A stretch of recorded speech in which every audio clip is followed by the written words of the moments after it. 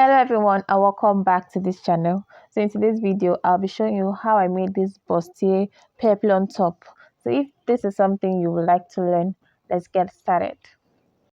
So I have my fabric here folded into two. I'll be cutting out for the front and I folded it by my bust measurement divided by 4 plus extra 4 to 5 inches. Then I'm marking out my starting point. So I'll be marking out my shoulder to bust measurement, my shoulder to my under bust measurement, and also my shoulder to my waistline, which is my half length, then 1 inch for seam allowance. So I'll extend this line on this part and then go ahead and connect with a straight row.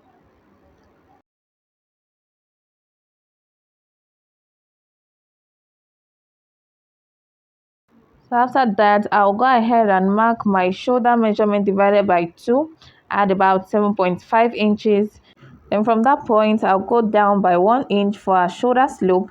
Then also on my neck width, I'll mark 3 inches, which is our standard neck width. I'll be modifying that later. So I'll connect this to my shoulder slope. So next, you measure your armhole measurement. I have 8.5 inches. Just mark whatever you're working with. Then I also extend my shoulder length on this place to get a straight line. So after connecting that, I'll connect my chest line, which is my armhole line here also. So I'll go ahead and mark out my bust span measurement, which is your nipple to nipple divided by 2. So I had 8 inches divided by 2, I have 4 inches. Then I'll add half inch because we are cutting directly on the fabric. So I'll connect those lines that I made 4.5 inches like so. Then on the waistline, I'll go out by 1 inch on both sides. Then I'll do same for the under bust line.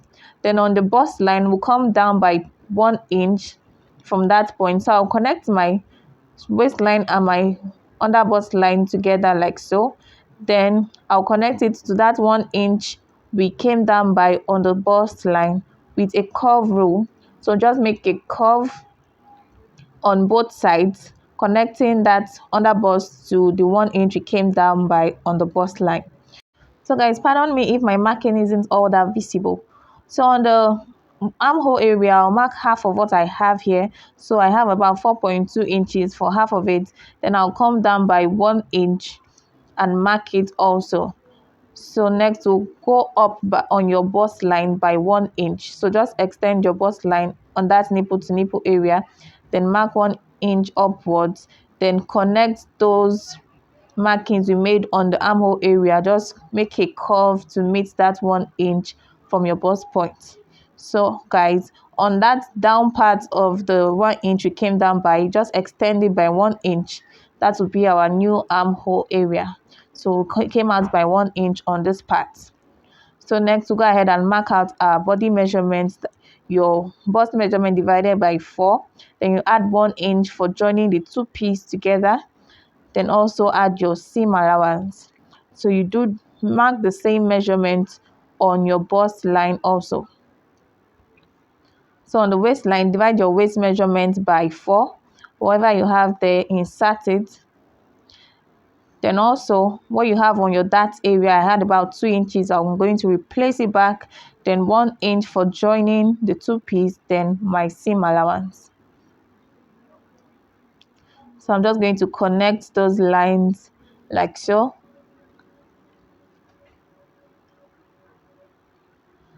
So I'll go ahead to the neck width. So the neck width I'll be using for this top is 4 inches. So I'm just going to extend it by 4 inches.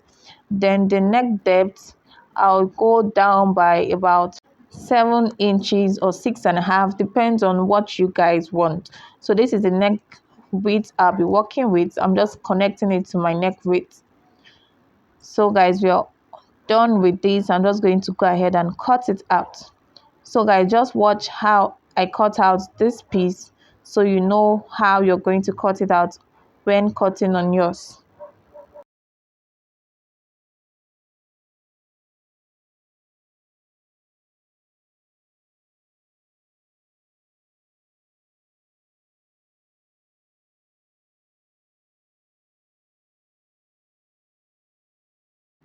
So guys, after cutting, this is what I have on the front piece. I'm just notching my under bust line and my bust line. So I went ahead to fold for the back piece, and I'm just marking out my zipper allowance. So guys, mark out your zipper allowance, whatever inches you're using. Then I'll connect that line together with a straight row. So next I'll mark out my starting point also. Then I'll mark my shoulder to my bust line, then also my shoulder to my half length, plus 1 inch for seam allowance. So I'll just extend those lines on this other part and connect with a straight row. So guys, after doing that, we'll mark our shoulder measurement starting from your zipper line. So you shouldn't extend outside your zipper line. So you should start from that line and also go down on your shoulder slope, mark your armhole measurement, then connect with a straight line like so. So by now we're already familiar with this method. Or if not, just continue watching how I'm doing it.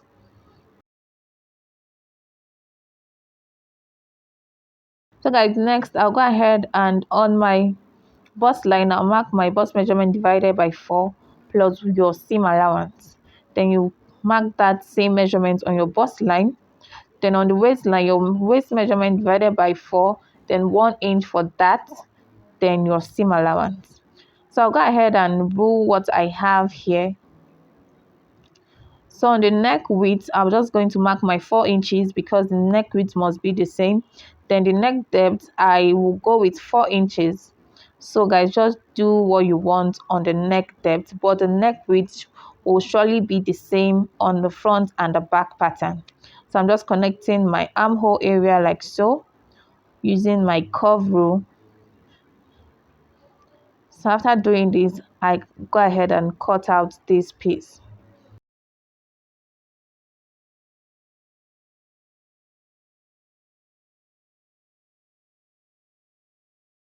I want to slash open my zipper area, then take out my dart, which is your nipple to nipple measurement plus half inch. That will give me 4.5 inch for my dart, starting from your zipper line. So this is what I have for the front, and this is what I have for the back bodies. So guys, I went ahead on the front bodies to iron my wording. So I just cut out my wording and ironed it down on the fabric. So next we'll be joining this side piece to the center front. So just go ahead and sew by 1/2 inch. I'm just going ahead and pinning it down so you guys will know how I'm just going to sew these two pieces together. So I'm pinning it down all the way up. So when after we sew it to look something like this, so just go ahead and take it to your sewing machine and sew by 1/2 inch starting from the down part. So I'll do same for this other part. I also have my lining cut out on the same pattern. I'll go ahead and join the same way for the lining also. And this is my back piece. I'll go ahead and take down my dart. So my dart will be like 6 inches long. Then I have my lining piece here also for the back piece. Then I'll go ahead and sew on the neck area, the sides, and the zipper area. So I'll just join it like so.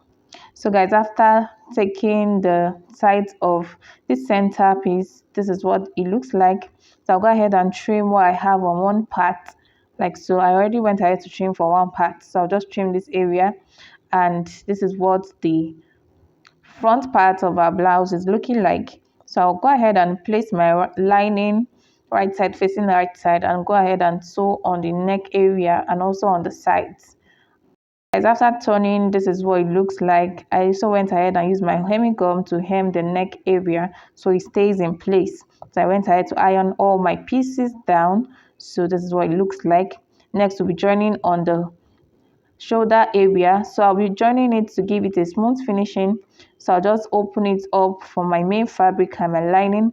So we'll be joining on this center side that we have the stitch. So just join on one side, then on the other side.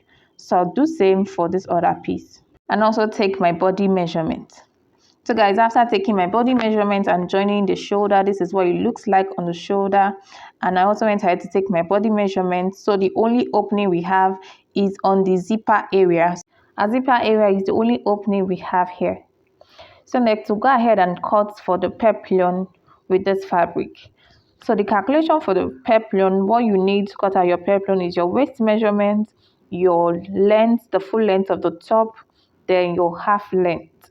That's the measurement you'll be needing. So the waist I'm working with is 35 inches, the full length of the top is 25 inches, and my half length is 16 inches.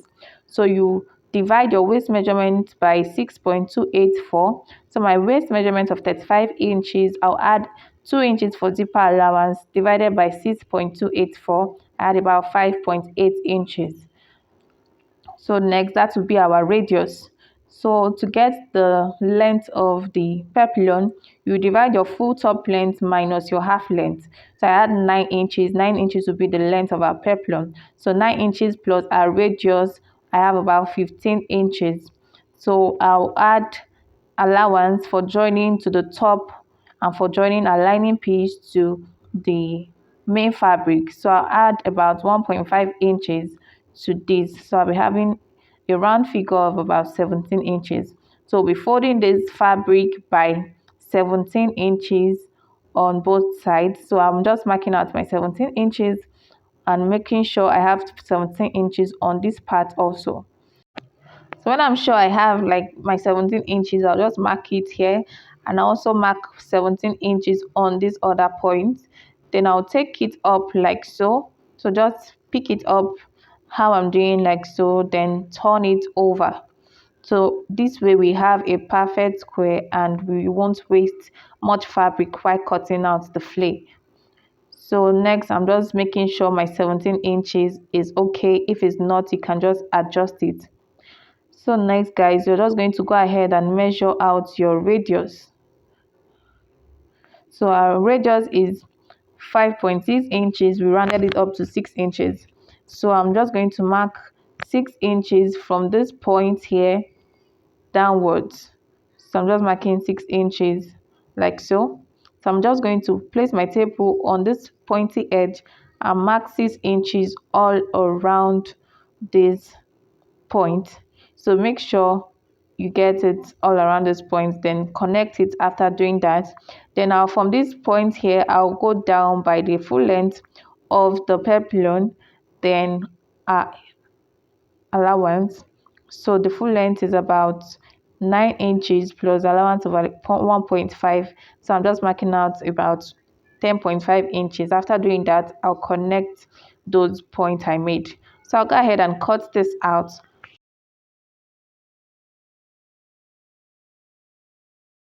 So I'll go ahead and cut out a lining piece for this also and iron an interfacing on it.